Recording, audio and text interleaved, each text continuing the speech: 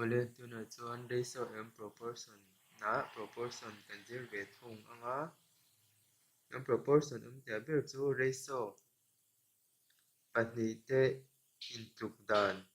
kungkai dan in len hnei dan tina anga ni deuh me hi a general equation ani a chuan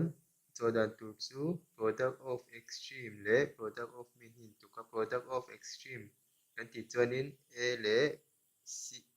d upon ve ve multiply tina nia product of mean ti chu a chhunga mi ve ve b le c multiply tina nia chuan a le d multiply equal to b le c multiply hi a zon dan tur chu nia hi question pakhat na hi lo en taila ta hianin a ratio pakhat ania a lam dan hi 5:7 s s tia lam tur ania 35:x ani ta chuanin x value hemi value hi zon chhuat tur ani chuanin formula kan ena formula tangin ta a le d multiply b le c multiply a chhung le chhung a pawn le pawn multiply intuk tir khanin x c alo chho dawn ta ni ta hian kan a chu 5 ania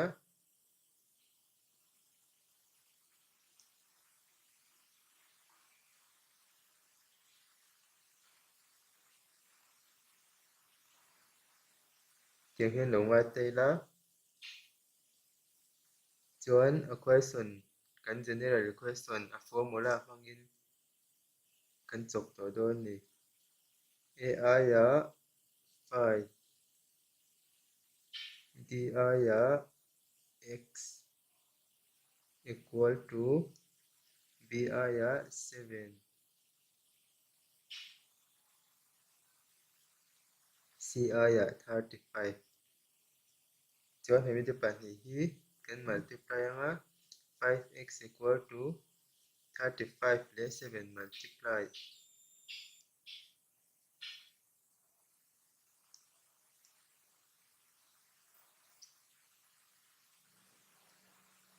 chuan x value kan chung chuk anga multiply chhuak khar lo mai la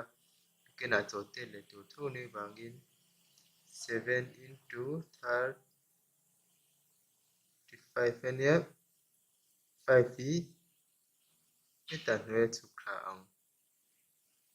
chuanin kan chawp te anga 5 in a hmun sari 7 le 7 49 chuan x chuanin 49 a tuk ti zawng hi ani e chuan pahnihna ei pawh hi hma mi ang chiat chiat nia engmah dang lam na tur awm lo a product of extreme le product of mean multiply le tur tho ania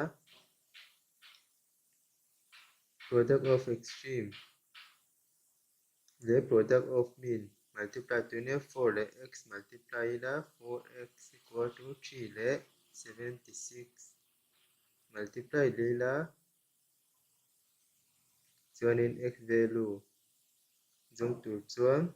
3 into 76 by hi hi hnuai a chuk hlanga 4 in katila 4 1 is 4 5 6 7 3 la chuanga 9 3 le 19 multiply 9 3 are 27 3 1 is 3 4 5 57 x 1 in 57 a tuk rawm ta tina ani chu tuna chuan tlema danglam deuh hle kan zir anga tila danglam lutuk chuang dawn lo a find the second proportion of 2 4 and 8 a second proportion kha chon tun hi kan general equation kha nia a second proportion ati chu b omna zone hi nei first proportion second third and fourth anta third zong ro ti chuan c hi chon tur tina nia a fourth na zong ro ti chuan d first na chu a tiang zel chuan ni ta chuanin kan formula a kan chon dan tura a is to b equal to c is to d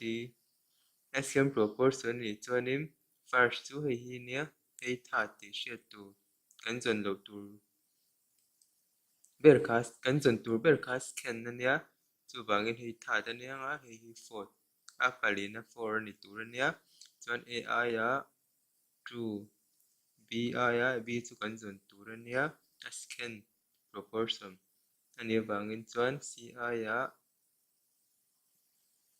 4 d ya 8 ti hian chuanin product of mean le product of extreme hi multiply a intuk tir tur kha nia b kan zon dawn awangin product of mean hi ziak ma sam mai la b le 4 multiply chu 4b nia 2 le 8 multiply chu 16 chuanin 4 hi he ta hnuaia chuk hranga chuanin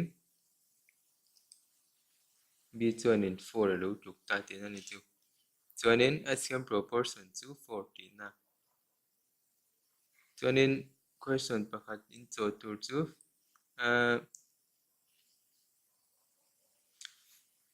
find the third proportion of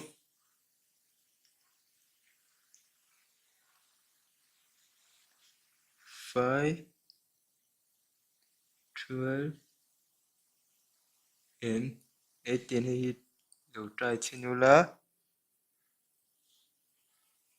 answer chu c hi a third proportion ni wangin c hi kan zon chhuat tur ania answer tur chu 1/3 ani